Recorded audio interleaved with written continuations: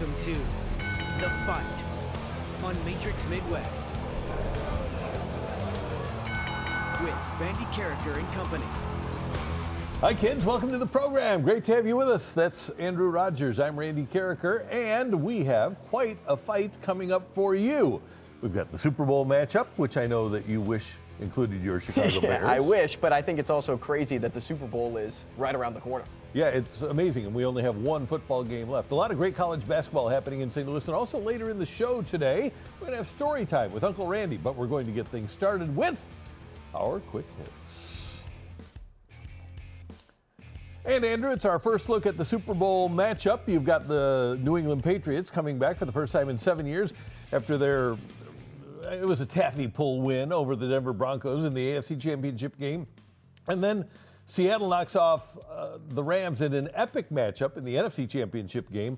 I kind of like Seattle. I'll tell you why in a moment, but who do you like and why? Yeah, I'm riding that train too. One, I think, and I know we have a lot of listeners here in St. Louis, watchers, that love the Chiefs, right? We're a Chiefs town now.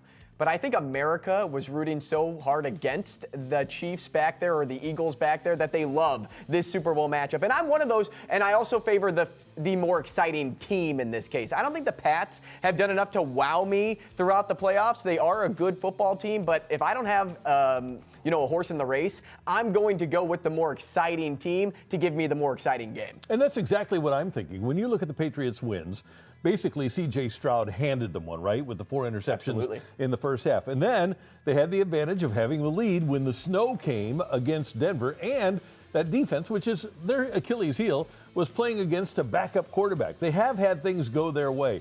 I think there's a couple of things at play here. Number one, I love Drake May. Me too. But I wonder if at this point in his career, he's ready to see all the different looks that Seattle and Mike McDonald and that staff have prepared for him. And then on the other side of the ball, I don't think that ultimately that defense is going to be able to stop what Seattle brings to the table, because Seattle, they're a chameleon.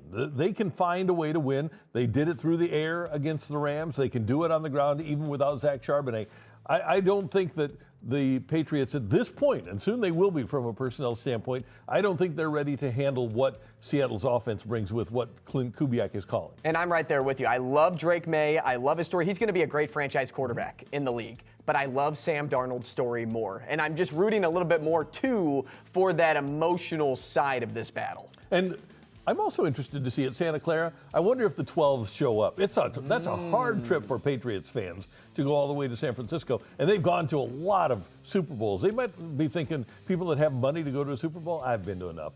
I wonder if the Seattle fans will show up in force in San Francisco. I think that a lot of fans will go for this matchup, only because it's a total page turner. You don't have the normal names, the normal big names that you used to travel for. All right, next up, with the Blues near the bottom of the NHL standings and major changes likely ahead, frustration among you is understandable. But instead of focusing only on what's gone wrong, let's look for something positive from the first 50 games. If you're hunting for one real positive in a rough year like this, it is... There's something positive from this year, Randy? There are two things. Number one, the emergence of Joel Hofer. Now, Joel Hofer could very easily wind up being Ville Husso, right? Who left as a free agent and never was the same goalie that he was here in St. Louis. That being said, I think Hofer is dealing with tougher circumstances than Ville Husso did. The other thing is that Philip Broberg is real, and the Blues, rightfully so, gave him a contract extension, and he has a chance to be a number one defenseman, which is a hard thing to find. I think at least the Blues have that going for them. They don't have to go out and find that guy. When they made the number one pick in the 2006 draft of Eric Johnson, they needed that guy. Now, I think they can draft without real needs and take the best player available. You talk about emergence, I'll talk about resurgence. Justin Falk's resurgence is the best thing to take away from this season for me. One, because you look at last season and you say the Blues wouldn't get a bag of chips for how Justin Falk was playing. Now, they have a little bit more control in regards to negotiating with other teams, and you can get a larger return for a guy that you thought carried no value. So I love the fact that Justin Falk is here. And I'm seeing reports now that the Blues want a Rasmus Anderson type of return for him. They're probably not going to get that, but at least you can ask for more now. And I think one of the things the Blues have to look at, and I don't know how competitive they plan on being next year, But here we are at the 50-game mark. Colton Parayko doesn't have a goal. And Logan Mailloux doesn't look like he's ready. Matthew Kessel, I don't think so. Your best right side defenseman is Justin Falk. So are you going to think that, okay, we're just going to have a shutdown guy in Parayko and hope that Mailloux arrives as an offensive player? I don't know. Yeah, the fortunate thing for Mailloux is we know that it takes roughly 200 games to get acclimated. As for Colton Parayko, he's already had his 200 games. You should be consistently producing year in and year out. Yep. The Billikens are leading the country in point differential. They're second in the nation in field goal percentage, 8th in three-point percentage, and 9th in scoring. At what point do we, and maybe as a nation, look at SLU as a power? Does it come with record, or does it come with success in the tournament? People are on the program, and people in St. Louis that are fans have always wanted SLU to be the Gonzaga of the Midwest.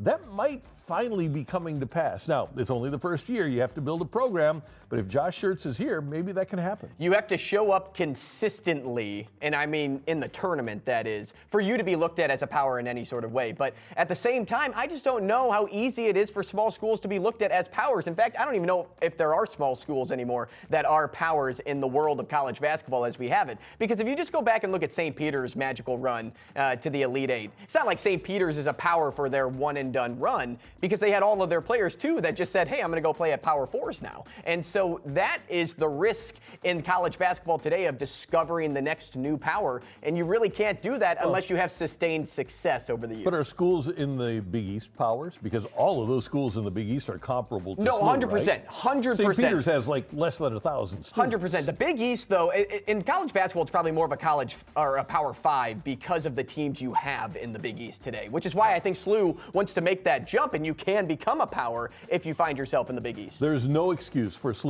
to not be mentioned in the same breath as a Xavier, as a Dayton, as a Marquette. Those schools are powers, and SLU could be that. They just haven't had the commitment to it in the past. Hopefully they do now. Hey, in response to the Kyle Tucker signing last week, Jeff Passan said, quote, fans don't feel like they have an opportunity going into the season, and some players too. Fans feeling that way is nothing new. That comes with any big trade or reset. But the idea that players don't feel like they have an opportunity is a really interesting aspect to this. That suggests that it's not just about roster talent, but that some franchises have an insurmountable advantage because they can afford the best players, Dodgers, Mets. If players sense the front office isn't fully committed to winning right now, as many observers believe, it's important for players to understand the disparity in revenue between the haves and the have-nots in baseball. And right now, you've got the Dodgers and the Mets and everyone else.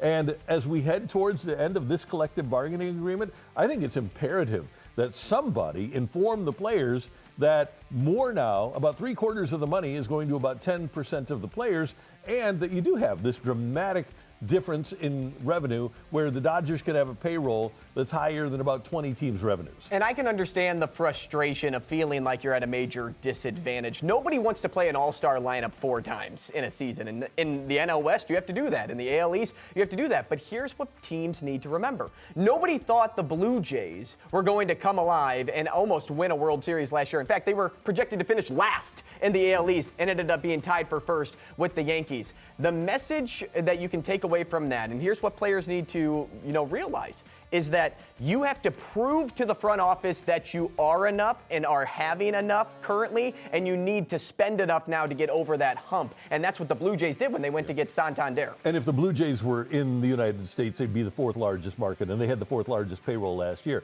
But people are saying, oh, well, Pittsburgh and Cincinnati and Minnesota and Cleveland should pay as their owners have to pay more. They have to pay as much as the Dodgers or the Mets do. It's impossible. Because if, for example, the Cardinals paid as much payroll as the Dodgers do, they'd be losing right off the bat $200 million. Really? They can't. Yeah, because that's how much money the Cardinals make, and that's how much money the Dodgers spend. Yeah. No, so that's a fair point. It's preposterous for players to say, oh, the owners need to spend more, because what do you spend? Where's it coming from? All the rich pockets, right, that we don't have access to, Randy. Yeah, no doubt about it. Hey, an article in The Athletic pointed out the cold nature of the Bills' firing of Sean McDermott last week, that, quote, even Even the team that had employed him for 9 years, through the first 24 plus hours of his firing, gave him nothing more than a statement on its social media platforms that he'd been fired. Contrast that with the Ravens having their announcement, a statement thanking fans from John Harbaugh on their socials, a thank you on the social media within an hour of his firing. Not that franchises owe someone they fired a glorious departure, but did the Bills do wrong by McDermott by not thanking him publicly for 9 years of service and maybe glorifying his time there? I think it's a courtesy that they should have jumped on. It's the easiest thing to do for an organization, to do just a little bit extra to thank a guy for all of the time that he spent there. And the reason I say that is because perception matters in the sport. And when I think about perception, I think about the next guy. Does the next guy want to step into the room and feel like, oh, they didn't even appreciate McDermott? What makes me think they're going to appreciate me, whether I have success here or whether I get kicked out in 4 or 5 years? Think about this. If Josh Allen were to say tomorrow that he was going to leave and play for a different team, how big of a celebration would it be for the Bills to say thank you to him? It'd be huge. Yeah, but here's the other thing. Like Allen, McDermott was all in on Buffalo. He had immersed himself in the community. He was a big part of the fabric of that community. He bought in to being a part of Buffalo, and not everybody does that. And you would think that the Bills would have a better understanding of that, but that's one of the reasons that they are where they are. And a lot of people think that the press conference Terry Pegula had after firing McDermott will have an effect on their ability to bring a good new coach into Buffalo. I don't know if it'll be that dramatic, but yeah, they should have treated Sean McDermott a little bit better. Yeah, and I don't want to say that they're going to start, organizational culture problems here or there, but it's something to recognize up in Buffalo. Those are your quick hits here in the fight. And later in the show, we're going to have a little bit of risky business. We're going to build a parlay for you. But coming up next, we've got 4 downs from championship week in the NFL here on The Fight.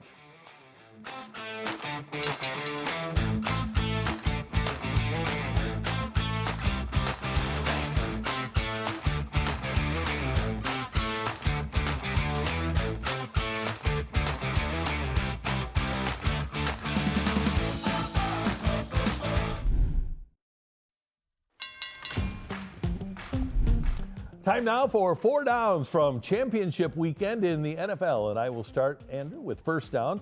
If you check out social media, you'd think the Steelers had hired Hugh Jackson as their new head coach rather than the very accomplished Mike McCarthy.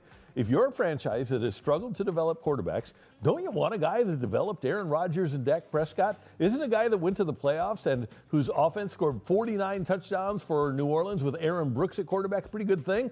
And as I trolled Steelers fans, which is fun, none could tell me who they wanted that's better. Pittsburgh fans, Bill Walsh isn't walking through that door. I wish fans would realize they can't go 17-0 every year. They can't win the Super Bowl every year. And I think that's one of the problems that Steelers fans have run into. They're kind of like Cardinal fans in that they have been given so much over the years and won so much. It's almost like it's a gift that they deserve, that they should win every year. That's just not the case. Mike McCarthy went 12-5, 12-5, 12-5 with Dallas before his last year there, and he lost because he lost Prescott and they had a ton of injuries. He's a really good coach, and if you're a Steeler fan, you should be thankful that right now you have the best coach in the AFC North. Do you think Steelers fans are kicking themselves over the fact that they basically ran Mike Tomlin out of Pittsburgh? Do you think they're kicking themselves at all after this hire? Yeah, oh, maybe. What? Yeah. Because they don't like it, obviously. Right. So now are you thinking back to everything that you did to Mike Tomlin over this season? And they'll try to run this guy out of town and think they're going to be better. It just the odds are that you're going to win a Super Bowl every 32 years, right? There's 32 teams, and the odds are you win them every 32 years. They've been pretty good. I just don't think they understand how the other half lives.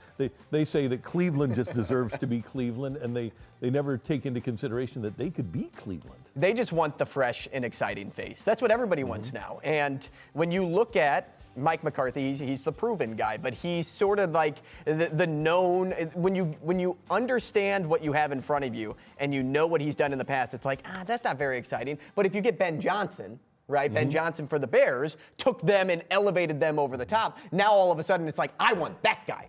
Everybody wants the new fresh face. They're over the top. Yeah, they're playing in the Super Bowl this weekend. Right. But everybody wants that new fresh face. You know what? And Dan Campbell was that new face. And Dan Campbell lost his team a chance to play in the Super Bowl by going for it on fourth down against San Francisco. And that can easily happen too. But it goes back to your point of who do you think is better? Yeah. Is Clint Kubiak better?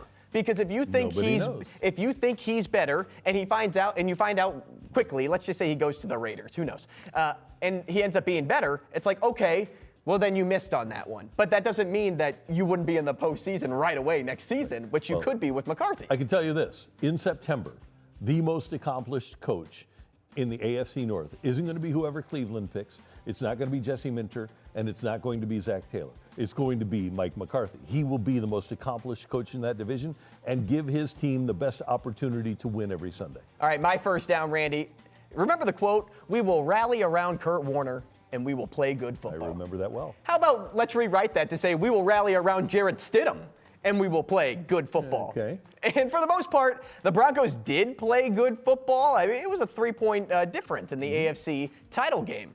But I want to go back to why did the Broncos lose the football game? Early on in that football game, they went for it on 4th down. With Jarrett Stidham, they went for it on 4th down when they could have kicked a field goal before it snowed. You know the forecast. You live in Denver. You did all your prep work. You know it's going to snow later on. And I don't know, is Will Lutz awesome in the cold?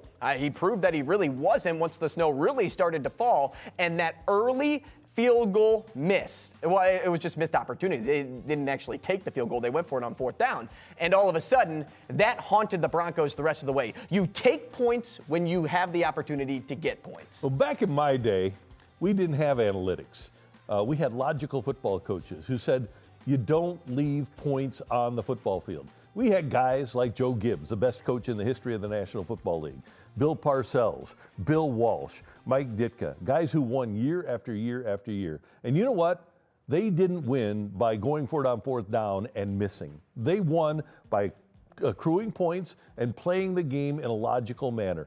You know what killed Jim Harbaugh a couple of years ago when he was in college, when they went to the Final Four but didn't win the championship? Against TCU, he went for it on 4th and 1. He went away from his DNA as a coach, and he didn't take the points. And then TCU wound up running all over Michigan because momentum had swung to the Horned Frogs.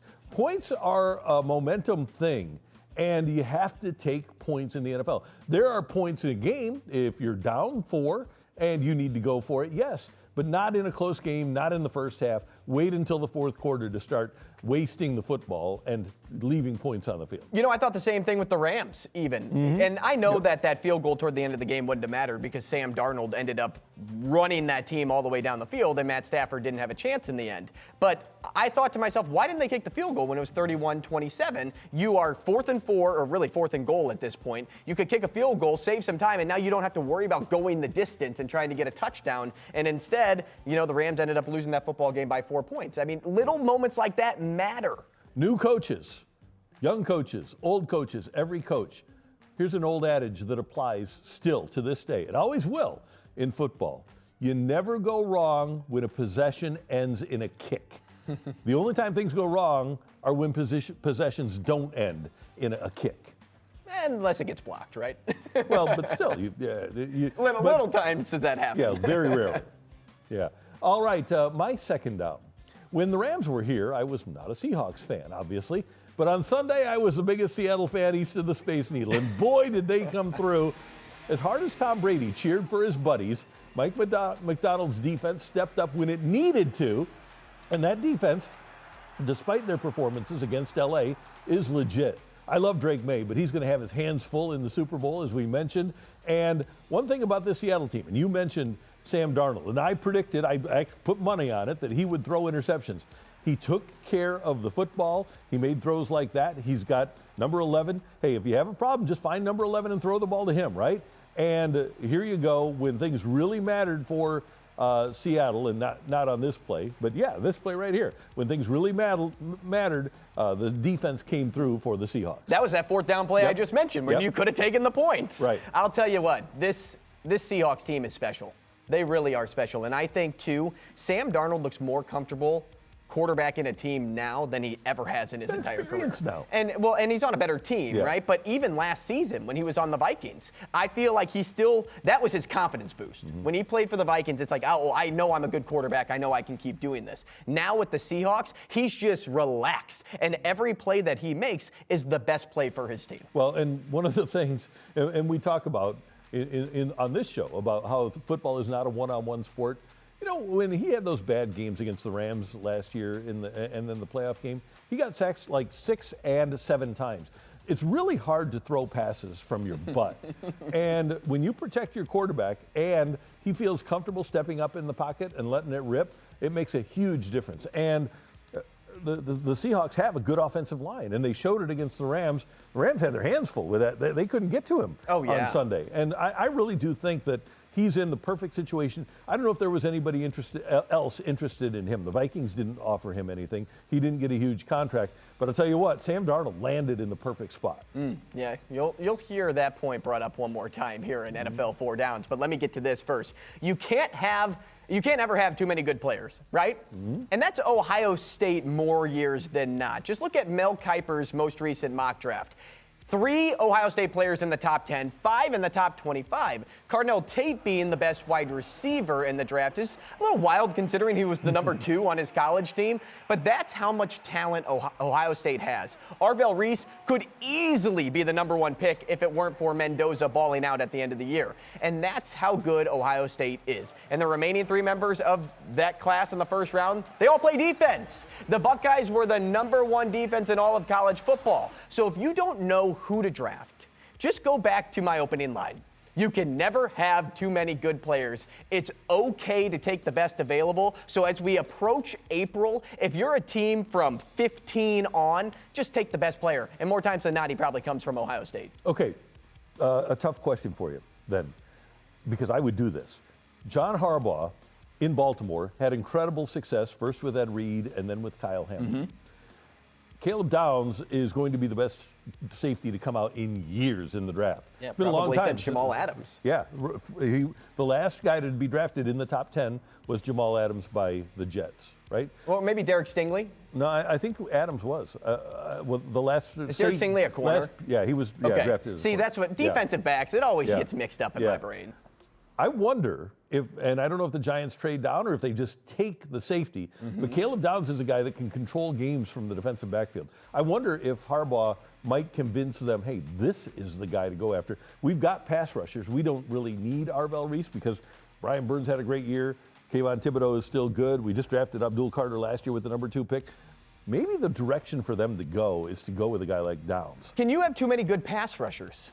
No, you never can. Okay. But you can, with a salary cap, you can over-allocate. You can have too much money spent in pass rushers. Yeah, and I'll tell you this, too, to your point about Caleb Downs, and this is interesting, because I thought to myself, why the heck is he number 10? He's number 10 on Mel Kiper's board to the Bengals. Why the heck is Caleb Downs that far down? It's because people are valuing their need over that best player available, and yeah, the Giants could really sneak one if they chose to trade down for a guy like him. We've talked about the 2003 St. Louis Rams draft. They were surprised because Marcus Trufant went to Seattle at the number 12 pick. They had the number 13 pick. And they were shocked. They were kind of scrambling in the war room, which you should never do. And somebody suggests, hey, well, why don't we take the safety out of USC, Troy Polamalu? And somebody in the room said, no, you don't spend first rounders and that kind of money on safeties. Let's take the defensive tackle, Jimmy Kennedy. The person that suggested they should have taken Troy Polamalu was 100% right. And they screwed up by taking Jimmy Kennedy rather than the safety. Safeties are important more now than ever in the NFL. And then Polamalu bulked up. And then he became an awesome linebacker. Well, Polamalu became a pretty darn good Hall of Fame safety. Right. All right. So that is my third. That was my second down. That was your second down. Okay, here's my third. The Broncos may have lost the AFC title game, but they'll be back. Remember, they played with not only starting quarterback Bo Nix injured, but also running back J.K. Dobbins. The defense is there. If they add a premium running back and run it back, Sean Payton could easily have them back in this spot, the AFC Championship game next season. They obviously need to keep Bo Nix healthy. Nobody can lose their starting quarterback in the playoffs and be what the Rams were when they lost Kurt Warner in the opener. It's hard to do. The Giants did it back in 1990 with Jeff Hostetler, but J.K. Dobbins is injury prone. I don't love the rest of their running backs. I think if they get a stud in the backfield, they have every other element to be really good. If the Broncos had a healthy Bo Nix, they would be playing in the Super Bowl come February 8th. And I'm almost certain of that because if you look at just the lines and how they shifted, New England ended up being a 4.5-point favorite. And I actually thought that was a little bit high given how good the Broncos defense is and how little I've seen the Patriots actually accomplish in the playoffs so far this season. But if Bo Nix was healthy and on the field, you could guarantee that the Broncos would have been the favorite in that football game and they would have come away with the win. I'm so confident in that take, and no one can test me on it because we'll never know. That's right. All right, my third down. And I know I'm beating a dead horse here, Randy, but firing your head coach and then watching him go to the Super Bowl is the most Titans thing possible. Mike Vrabel is a phenomenal leader. He elevates the players around him, and he takes advantage of every opportunity. I don't care that the Patriots had the easiest regular season schedule or what people might say about their playoff schedule. His team knocked off 3 of the top 5 best defenses in football. And I saw this on Twitter yesterday. I'm curious to see where you go with it. Is there another sports equivalent to Tennessee Titans having Mike Vrabel, winning multiple divisions, and then firing him? Everyone knowing it's a mistake, and then he immediately goes to the Super Bowl in year 1 at his next stop. Can you think of a sports equivalent of that?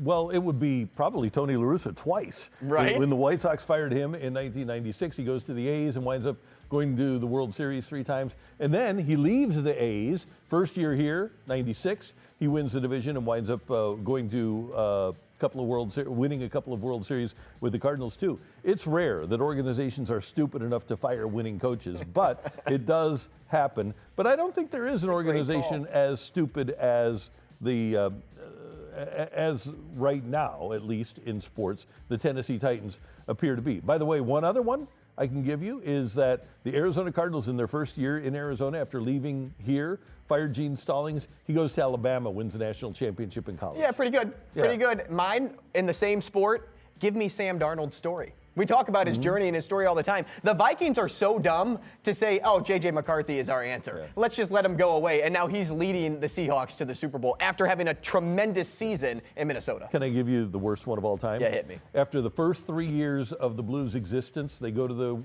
the Stanley Cup Finals 3 years under Scotty Bowman, fire him. He goes to Montreal, wins 5 Stanley Cups with the Canadiens. Is that good in hockey to win good. 5 Stanley Cups? Yeah.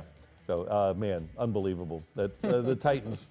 What idiot. Total Titans thing. Yeah, no doubt. All right, my fourth down. Sam Darnold should be a lesson to the NFL to take a few more chances on talented guys that did it in college. Players like Chase Daniel from Mizzou, Brady Quinn from Notre Dame, Kyle Trask from Florida were so disposed of quickly and never really given a chance with a good organization. But you see Darnold, you see Baker Mayfield going to the playoffs. Mac Jones with the Niners this year. Daniel Jones with the Colts. If a quarterback learned under Kyle Shanahan or Kevin O'Connell, give him a chance. And Zach Wilson, go to Minnesota or San Francisco to be the backup and see if somebody can get the most out of your talent. I think there probably is a lot of talent. As somebody once said, there are a lot more organizations that do wrong by quarterbacks than quarterbacks that do wrong by organizations. And I noticed in that video we were seeing Will Levis playing quarterback. That is somebody, too, that is an interesting look at, hey, what a second chance can do for that guy. Because when he was drafted to the Titans, first off, he never thought he was coming out of the top 3. Right. And then he ended up in the second round to the Tennessee Titans. He never really was given his moment to shine because the Titans didn't really care to win when he was on that team. Imagine if he went to a borderline playoff team and what he could do. Imagine if he went to Pittsburgh and what he could do up there. Well, and one of the real problems that football has, and I don't know why they can't figure this out, you look at the guys that sit for a while, Patrick Mahomes, Aaron Rodgers, they learn the NFL game, they get an opportunity to get their feet wet, and these guys are all, for the most part, going to bad organizations that we're talking about.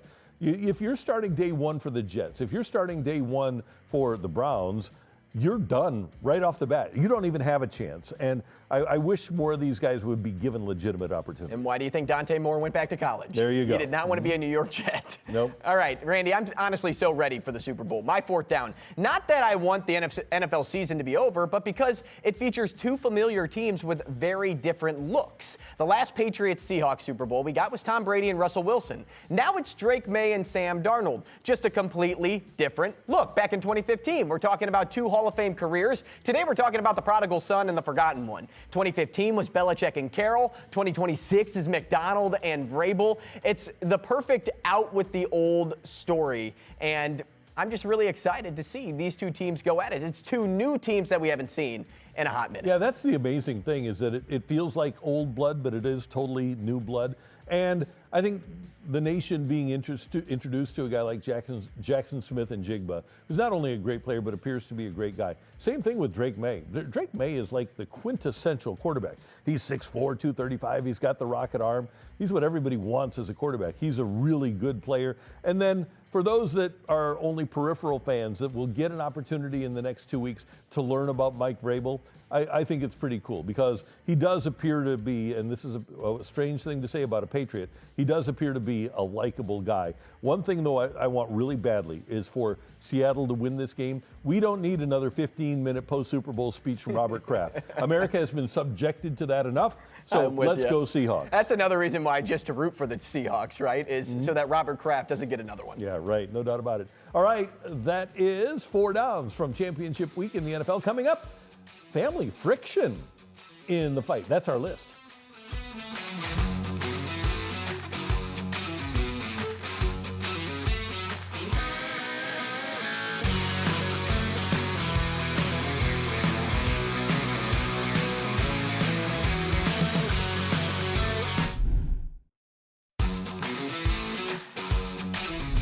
Time for the list, and Rick Pitino, the head coach at St. John's, reached career win number 900 this weekend, and he did it by beating his son's Xavier team, a milestone that proves some of the fiercest competition in sports happens within the family.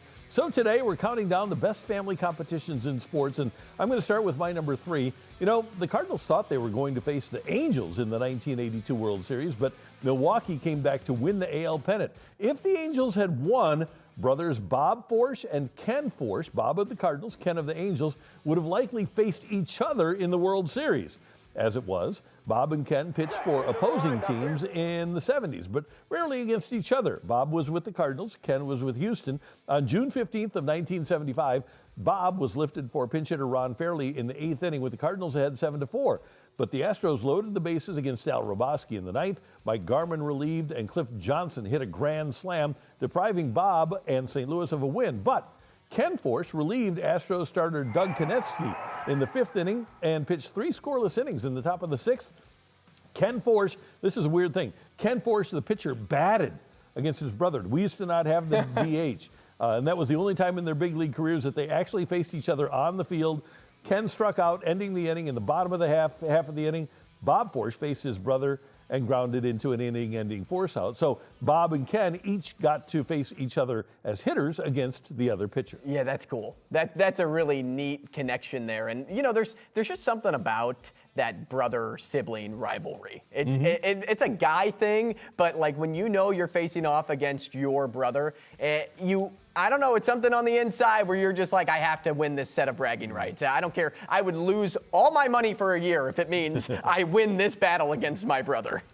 All right, my number 3. And I'll start with it because it brings me back to my days in Omaha. Chase Primo, a senior on the hockey team when I emceed. His dad was Keith Primo. And back in 1997, he and his brother Wayne dropped the gloves, which just goes to show that in hockey, players are only allies with their teammates. Not even blood can break that cardinal rule.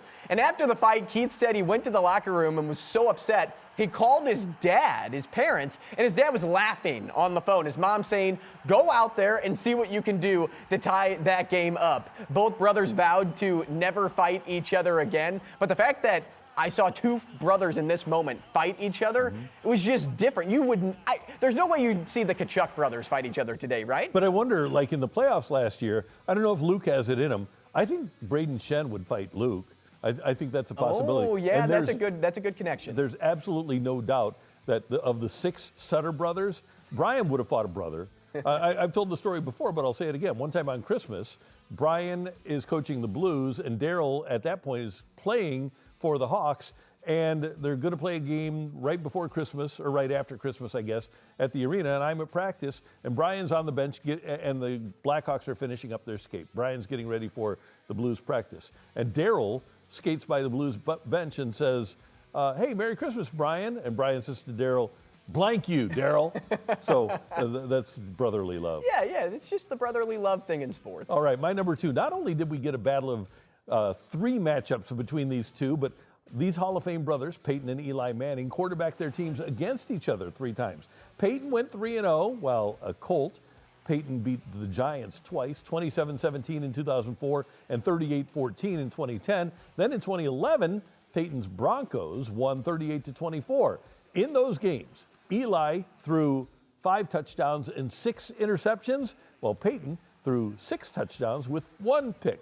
But Eli beat Peyton's nemesis, Tom Brady, twice in Super Bowls. But this was the first match between these two. It was the opener, a Sunday night opener between the Colts and the Giants, and Peyton obviously came away with the victory. But Eli did his share of winning too. Peyton winning 2 Super Bowls and Eli winning 2 Super Bowls. And Peyton obviously has the leg up over Eli, which is why I think Eli takes subtle shots on the Manning cast. Like he, at one point, printed off or got every trading card of every interception Peyton threw in his career and put it on like a poster board. That is just classic taking your shot at your brother. No doubt about it. Great troll. Okay, my number 2. Did you know that Aaron and Austin Nola were the first pitcher-batter brother duo to face each other in the postseason? Did not know that. Isn't that funny how you just gave the Force reference and how they could have been that? I find that just to be crazy given the rich history of the sport. But just 3 years ago in the NLCS, Game 2, these two made history. And what's funny is Dad's reaction in the 5th inning. After winning round 1, Aaron's high fastball gets lined into the gap, ends up being an RBI single for Austin, and their dad has no idea how to celebrate.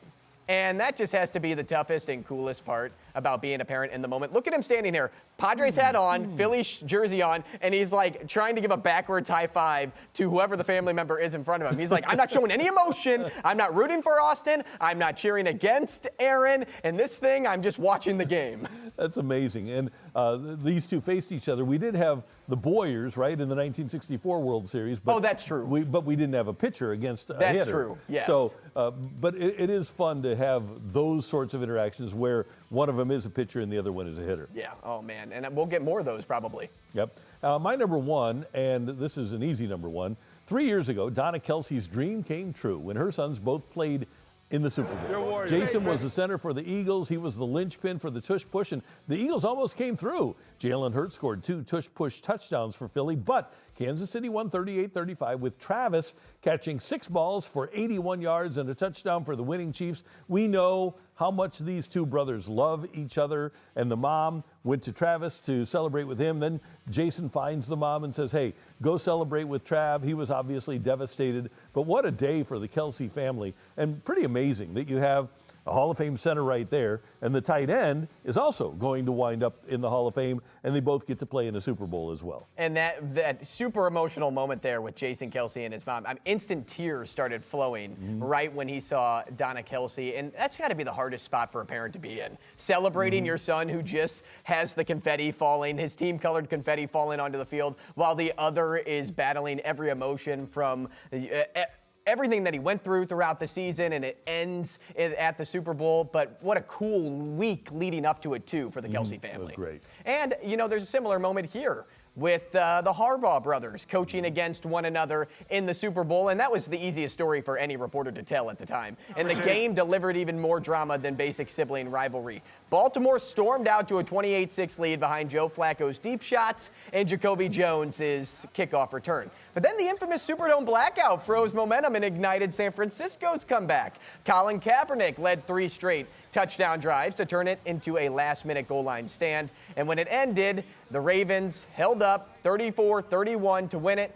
The Harbaugh brothers, that is, met at midfield for a very heartfelt handshake, a once-in-a-lifetime Super Bowl memory where head coaches collided on the sport's biggest stage. And obviously that right there is why Jim Harbaugh said when John got fired, he's going to be coaching next year in the NFL, and I hope it's in the NFC, because they want an LA-New York Super Bowl, don't they? They want Chargers-Giants. And they might get it. They easily could get it here in the next few years. That is the list here on The Fight. And coming up, we need a comeback as we build a parlay here on Matrix Midwest.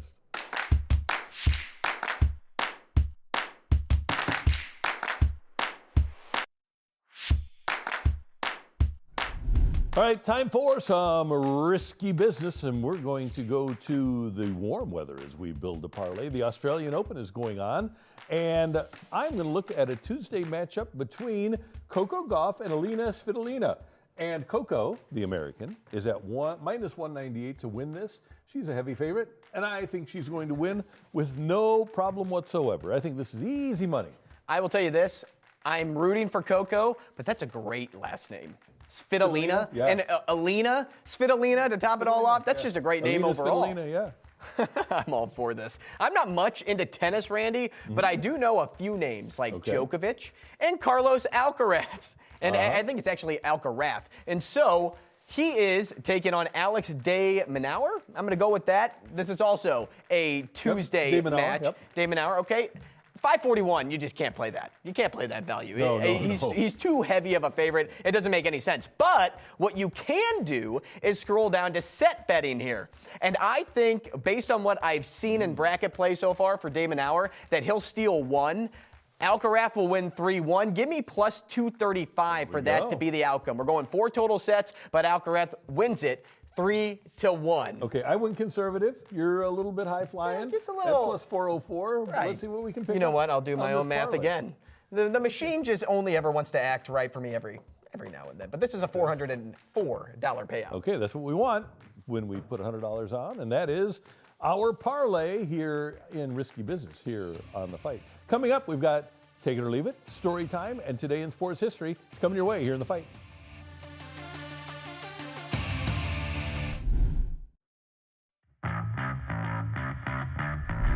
All right, time for Take It or Leave It. And Andrew, if you didn't see, I know you did, Philip Rivers interviewed for the vacant Bills head coaching position. He has subsequently removed himself from consideration for that job. But take it or leave it, at some point in the next few years, Rivers will be an NFL head coach. I'm going to take it, and I'm taking it for one reason and one reason alone. Because he's got 10 kids? And he needs health insurance. Yep. And so he doesn't need that health insurance now because he has it for what, 5 more years? 5 more years, right? Yep. So in the next 5 years, I think we'll see Philip Rivers leading somebody, one of the 32 franchises in football. I'm with you. I think you will. I love that. All right, mine, Randy, for you is this. So, Fernando Mendoza, he's the projected #1 overall pick in the draft. Has updated his LinkedIn profile to open to work. Take it or leave it. Every bad game he has, this photo will circulate Twitter. Yeah, there's no doubt about that. Yeah, that's going to happen. Come on, Fernando. Look at this. This is that's hilarious.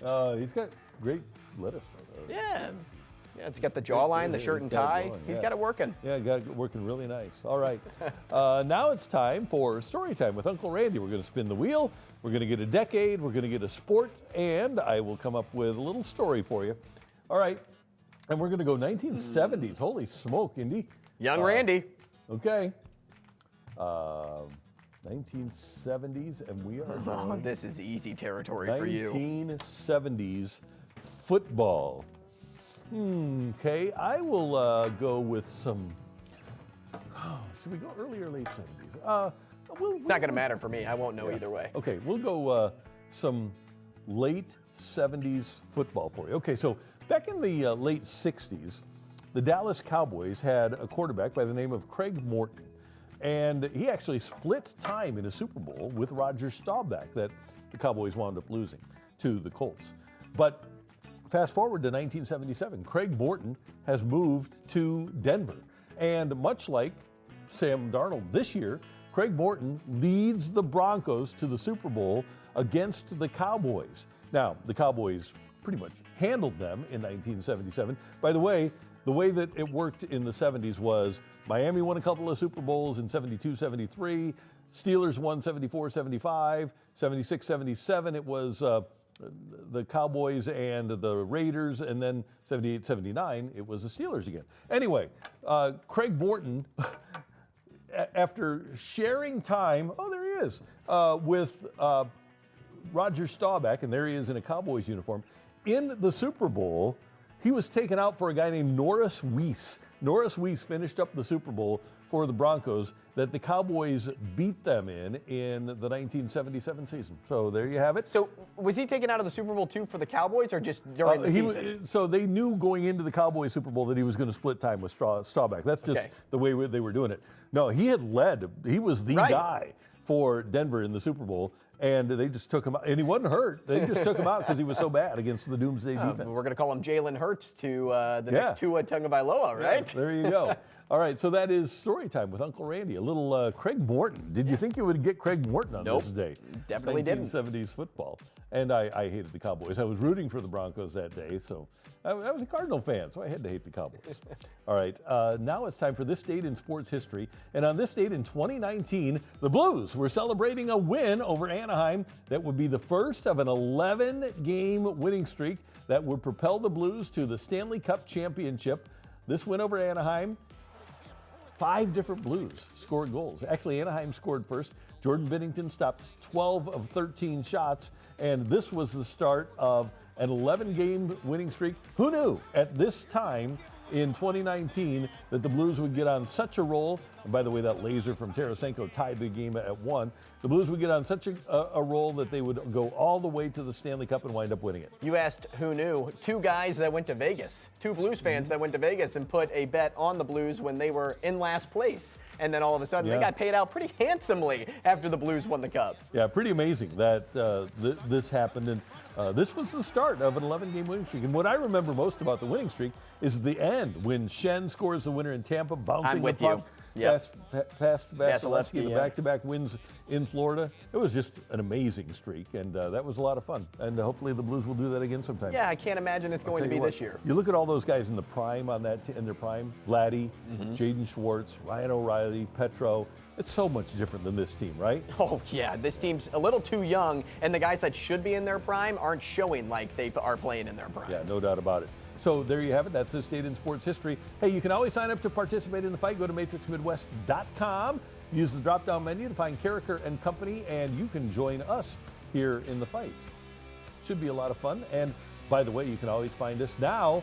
We are, every time you see us at 5 and 10 p.m., 7 in the morning, when we are showing this show on social or on matrixmidwest.com, for example, you get to see all the highlights and everything. Which is great. I know that was a big ask from our viewing audience early on. And of course, Randy and I had nothing to do with that. Why you could not see it. Tyler had nothing to do with that. It had everything to do with legal, but now you guys get to see it like you're watching it live on TV. That's right, on any device. And then, of course, you can find us on your favorite podcast platform, the Matrix Midwest app, the KMOV app, and matrixmidwest.com. If you're watching at 5, 10, or 7 in the morning, you get to see everything that we're doing. Or 2 a.m., right? Pretty cool. Or 2 a.m. on Friday morning, which is our favorite show of all. So when I record.